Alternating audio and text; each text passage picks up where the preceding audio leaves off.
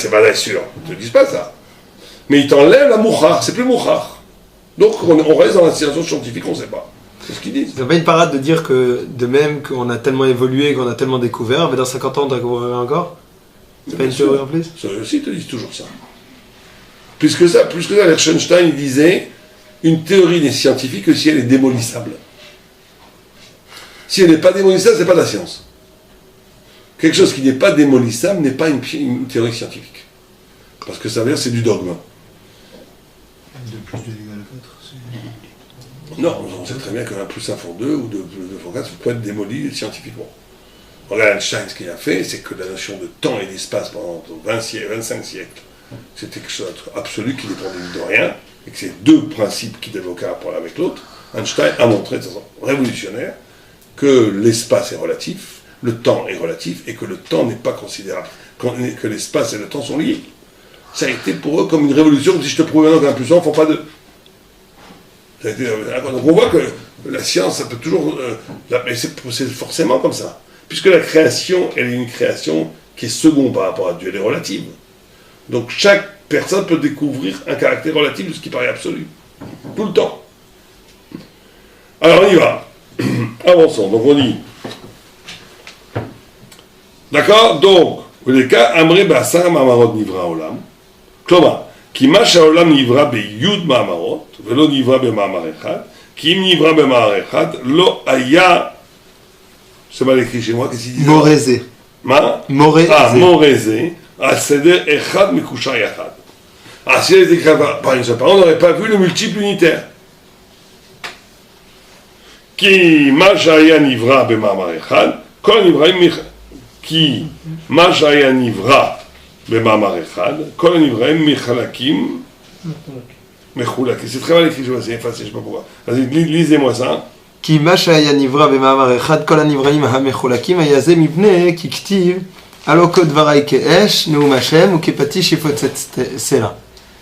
מה הפטיש מתחלק לכמה ניצוצות, כך דבר השם מתחלק לכמה חלקים. ובעניין זה היה נברא העולם. ואם לא כך, איך היה כל העולם שבו דברים מחולקים נברא במאמר אחד? ואם כן, היה העולם מחולק כל דבר לעצמו. ועתה שנברא ב10 מאמרות, אשר מספר 10 מורה שהעולם הוא אחד מסודר ומקושר יחד, ומזה שהעולם נברא ב10 מאמרות, מזה יש לך ללמוד כי הצדיקים ששומרים מהסדר שסידר השם יתברך את העולם בזה, מקיימים כל העולם. והפך זה הרשעים, כאשר הם יוצאים מן התורה ועוברים את הסדר שסידר השם יתברך, בזה מרחיבים כל העולם, כי כל העולם הוא אחד מקושר ומסודר. ושנוי הסדר שסידר השם יתברך דבר זה, הוא שנוי אל הכל. ושינוי הסדר שסידר השם יתברך דבר זה, הוא שינוי אל הכל. וכן הצדיקים שכרם גדול שהם מקיימים כל העולם, הרשעים עונשם גדול שמרחיבים את הכל. Très bien. Donc là, il faut le savoir. Ce qui est intéressant ici, c'est qu'il veut prouver que donc, le multiple, en tout cas dans la création, pas dans le créateur, bien entendu, en création, le multiple est plus originel que l'unité. Quelque part. Parce que si tu avais été créé qu'avec une seule parole, le mechoulak aurait cassé avec l'unité, et donc chaque chose aurait été en soi. Il n'y aurait pas eu de rapport. Le fait qu'il y a eu un multiple qui est avant, le multiple est avant l'unité, ce qui fait que ce multiple, par définition, il fait partie, il rejoint un tout. Mais il faut que ça commence par un multiple. Si ça avait commencé par 1, le multiple n'aurait été qu'une dégradation, une dégénérescence de l'unité. Alors comment ça a commencé? Parce que pour créer le multiple... Non, on parle de la création, pas du créateur. Hein? Comment ça a commencé la création? Parce que pour... 10 paroles. D'un coup, comme ça? Ouais. Les 10 d'un Les coup. 10, hein, c'est ce que dit Rashi. Que les 10 par comme dans la Sarah d'Ivrot. Les 10 ont été dit au même moment, mais ils sont 10. C'est le même principe, le même soir. L'unité, le pluriel. Mais on voit que le pluriel est plus originel que le... En vérité, il est moins originel, parce qu'il n'y a qu'une chose qui est originelle, c'est Dieu, qui est l'unité absolue. Shema Israël. Hashem Elokeinu, Hashem Echad. Donc il y a Echad avant tout. Mais dans la création, comme la création est une Kebiechol, ne peut pas exister face à Dieu, donc elle perd son unité, elle ne peut pas être unité. En essence, dans le réchit de l'essence, elle ne peut pas être unitaire. Donc elle se disloque, par le fait même qu'elle est face à Dieu, Mais comme elle vient de Dieu, c'est un. On avait expliqué ça. Ça, c'est clair. Donc en fait, ça vient plus de Beyachad, j'arrive pas à comprendre pourquoi le 10 il est codé au 1. C'est plus en même temps quoi. C'est en même temps, mais c'est 10. Oui, mais c'est un aussi. Oui, mais c'est pas 1, c'est 10 dans une unité. Mais c'est 10 dans une unité, c'est pas une unité qui produit 10. Oui. C'est ce qu'il dit ici. Parce que si une unité aurait produit 10, ce 10 n'aurait été qu'une dégénérescence de l'unité, et ces genres d'unités n'auraient pas permis à le Mechoulak d'avoir un lien avec le reste. Chaque chose aurait été, prends une pierre, tu la casses, ça y est, il n'y a que la mémoire de l'unité. Donc c'est pas le 1 qui a engendré le 10 est indépendant du 1, si on peut dire comme ça, et pourtant ils vont ensemble. Ouais, dans le 10, le 10 des 10 paroles, que le multiple, comme ils ont été créés au même moment, ils ont l'unité d'être créés. Donc chaque chose est créée et fait partie du même acte de la création. Donc il y a un rapport entre chaque chose. Donc plus tu multiplies, plus cette unité reste en soi. C'est pour ça qu'elle doit. C'est ce qu'il te dit. C'est pour ça qu'il fallait que la montre soit pas. Après, il revient à cette idée de responsabilité qui est très importante. Alors, comme chaque chose est liée, donc maintenant on n'est plus du tout dans on n'est plus du tout dans la modalité. Vous voyez que toute la probabilité des chrétiens, des protestants surtout, du salut. Que je dois sauver ma peau de façon éternelle. Le problème de l'Ishma. Ici, il est complètement, Baruch Hashem, purifié. Parce que si tu as... Il faut comprendre que dans cette problématique du salut, pour les chrétiens, c'est une résurgence du paganisme. C'est parce qu'au fond de la toile, ils voient le monde comme quelque part, l'unité est avant la pluralité. Il y a un fond de toile que un, et que chacun est isolé, que maintenant, la seule chose qui existe, c'est moi, pour moi. Et donc, il faut que je sauve ma peau. Comment je sauve ma peau? En essayant d'être un mec bien pour arriver au Lamaba. Ça, c'est le meilleur des goïms, c'est le pire des juifs, ceux qui fait ça. Pourquoi? Parce qu'un juif, on voit très bien que dans le Rambam, chaque fois qu'il parle du Sra et Yonesh, il le met toujours dans la notion de responsabilité universelle. Il faut voir le monde Nagma déjà, il faut voir le monde Chetzi, Zakar, Chetzi, Ben Chori, Zakar, Chetzi, Chayav. Il faut te voir toi-même comme Chetzi, Zakar, Chetzi, Chayav. Ce qui est impossible d'un point de vue de probabilité, mais c'est quand tout le monde doit se voir. Et donc quand je fais une mitzvah, je me sauve moi, je sauve le monde. Pourquoi il dit ça, Rambam? Par rapport à ça, que la notion, le juif, son lishma, il n'envisage jamais que pour sauver sa... Il n'y a rien de plus étranger à la conception juive que le souci du salut. Ce que le juif, il cherche, c'est le souci du dvekut, de faire ce pourquoi il a été créé. Et quand il fait ce pourquoi il a été créé, il justifie le monde entier. Le salut, c'est une mitnatkut du monde entier en gros. Comment? Le salut, c'est une sorte de mitnatkut du monde entier. Ouais, le salut, c'est toi. C'est un égoïsme spirituel. C'est un égotisme spirituel. Le Chayecha Kodmim, ça reste que je vais devoir être avec le groupe, mais quand moi j'existe encore. Non, ça c'est un chidouche. Chayecha Kodmim, c'est un chidouche comme qui va amène. On voit dans la Gemara qui c'était Ben Tata, comme il disait, que l'autre Tana, c'est lui qui avait raison au niveau du Sfar. Il y a un chidouche au Chayecha Kodmim. Pourquoi c'est un chidouche? C'est exact, Takato. Je peux accepter que j'ai besoin de faire partie, de ne pas sauver ma peau uniquement spirituellement. Non, parce que là, Vamina, c'était tu peux pas sauver ta peau en laissant l'autre mourir. Donc buvez tous les deux la gourde et mourrez tous les deux. C'était mieux. C'est ça la Vamina, la vue de Ben. Et la Gemara, elle donne raison à Ben Kiva, le Pierre Lacha, mais Ben Kiva, il n'y a pas souk, il n'y a même pas ce soir. C'est pas souk. C'est pourquoi on ne veut pas C'est dire. exact, Takato.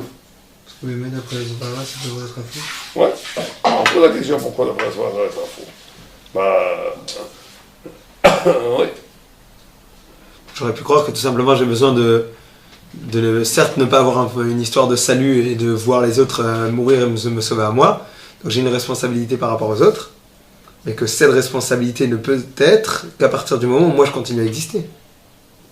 Si j'existe plus, alors. C'est pas comme ça après la lacha. Si tu dois tuer pour vivre, t'as pas le droit de tuer. Donc la valeur de Retzicha, elle reste toujours. Ouais, une différence entre tuer pour vivre ou ne pas laisser l'autre. Bon, d'accord, mais ça c'est le Repraim, le premier Repraim qui dit là-bas, qui dit que c'est pas si évident. Puisque tu vois, qui dit que même ne pas laisser mourir à l'autre, s'il n'y avait pas un pasouk, même si tu es passif, il aurait même fallu mourir. Pourquoi? Parce que maintenant, Moutal est de sauver l'autre. Oui, après le pasouk, tu as une mise là de sauver l'autre, mais tu n'as plus de mission de défense pour sauver l'autre. Mais sans le pasouk, il fallait mourir plutôt que de ne pas sauver l'autre. Même si c'est absurde, puisque vous allez mourir tous les deux. Il n'y a pas assez d'eau pour les deux. Mais Rak, Chaïcha, le fait qu'on puisse mourir encore vivre un jour de plus tous les deux, ça vaut mieux que je sauve ma peau. Pourquoi? Parce que de laisser mourir l'autre, ça invalide ta vie. En même temps, de faire avec l'autre, ça invalide aussi le fait que je dois me faire sauver. Même que j'ai une mise à se faire sauver l'autre, moi aussi, je fais partie du même tout. Ça, c'est Tosfot, c'est pas Rambam. Si tu vois, Tosfot, il a ce rejbon là. Il dit, c'est pour ça que quelqu'un qui serait passif, qu'on le jette sur un bébé, il n'y aurait pas une obligation. Le Rambam, on voit que c'est pas comme ça. Le Rambam pense que la notion de la vie de l'autre, elle annule complètement la notion de te préserver. C'est une grande marque des Rishonim, ça. Mais bon, ici, en tous les cas pour nous, il y a cette notion-là. Ouais. Exclure le salut. Exclure le salut. Exclure le salut et d'être dans une. Parce que là, on touche aussi un très très grand concept du Maral. C'est que je suis constitué par autre chose que moi. Ce serait ça peut-être la définition la plus profonde de l'homme pour le Maral. L'homme, c'est celui qui est capable d'être intéressé dans le désintéressement. Tu es capable d'être intéressé au sens étymologique du terme. Inter-S. S, c'est l'être. Être en connexion avec l'autre. Être inter-S. Être dans une relation à l'autre qui m'apporte rien en tant qu'ego et qui est pourtant essentiel pour moi. C'est ça qui fait la différence entre le tzaddik et le rachat d'ailleurs. Est-ce que je suis capable véritablement d'avoir de l'empathie pour l'autre? Plus quelqu'un est grand, plus il est empathique. C'est essentiel pour moi parce que j'ai été conçu pour ça. Non, parce que tu es constitué dans ta neshama par le Tselem Elohim. Et le Tselem Elohim, c'est le reflet de tout l'univers. Et donc, plus tu es matériel, plus tu es petit, plus ta référence identitaire, c'est ton corps. À la limite, un rachat gamour, il ne voit que son corps. Un rachat total, privé. Mais il y en a très peu. Il y en a pratiquement, je ne pense pas. Même le rachat, il a une conscience un petit peu, qu'on a dit, il y a de l'éthique. Mais imaginons qu'on crée un monstre absolu qui n'a plus aucune éthique, qui n'a plus aucun discours, qui ne parlerait même plus, qui ne réfléchirait même plus, qui ne serait intéressé qu'à manger, et qui peut, dès que quelqu'un même il a une saucisse, il le tue pour le manger. Il retient l'animal. C'est-à-dire que lui, il est véritablement dans une identité du corps. Le corps est meurtrier. Le corps, il s'en fiche complètement, il mange ce qu'il veut manger, il prend, c'est tout. Comme dans la nature. Dès que tu grandis un peu, il y a l'ego. Mais l'ego, c'est encore toi. Ah, si tu as la civilisation, tu protèges, tu es intelligent, tu sais que si tu fais du mal, on va t'en faire du mal, mais c'est encore toi. Mais après, plus tu grandis, plus ton centre identitaire s'arrache de toi, de l'ego, et plus tout ce qui est du Seder Olam, tout ce qui est divin, devient toi. Donc il n'y a pratiquement plus de différence entre chez le tzaddik, il n'y a pratiquement plus de différence entre l'intérêt de ses enfants que d'un autre juif. Non, j'ai l'impression qu'on voit toujours la même réponse entre le Tosfot et le Rambam, c'est que j'arrive pas à comprendre comment, à travers ce processus, on peut s'annuler. C'est-à-dire, maximum, on peut être. Tu t'annules pas, tu te redéfinis. Ce qu'on dit désintéressé, ça veut dire que Klapai, Anilo. Enfin, je sais pas si les mots. Ouais, c'est ça la question, qu'est-ce que c'est le toi? C'est quoi le toi? Si le toi c'est l'autre autant que toi, donc tu t'annules pas, tu grandis au contraire. Oui, mais de dire que c'est désintéressé, c'est pas vrai, parce que je suis intéressé. Le fait de dire par moi, c'est que je le vois par moi, je suis intéressé par une particule du monde que je compose. Alors, il n'y a plus de toi, quoi.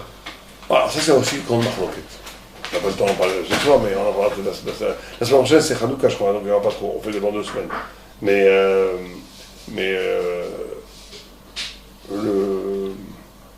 C'est une grande question, ça, sur le Lishma. Très grande question.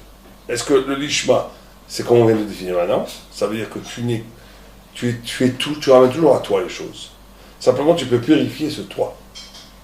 Le toi du grand rachat, ça sera le corps. Le toi du petit rachat, ça sera déjà quelque chose de spiritualisé, culturel.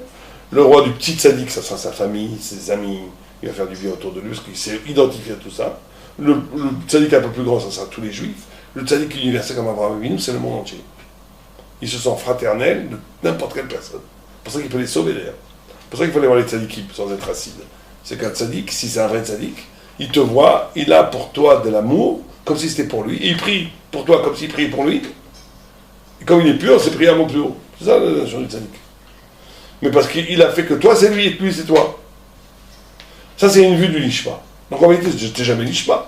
Puisque tu es intéressé simplement, tu as purifié, anobli ton toi, parce que tu l'as élargi au monde. Donc il n'y a plus le maous de l'égoïsme, puisque ton égoïsme est partagé avec tout le monde. Mais au final, ça reste du égoïsme. Quelque part, ouais. Je n'appellerai pas l'égoïsme, c'est un peu d'ego, puisque l'ego est remplacé par le monde entier. Mais c'est un intéressement. Tu as un intéressement pour le désintéressement, ou le désintéressement qui amène à l'intéressement anobli. Ça, c'est une vue des choses.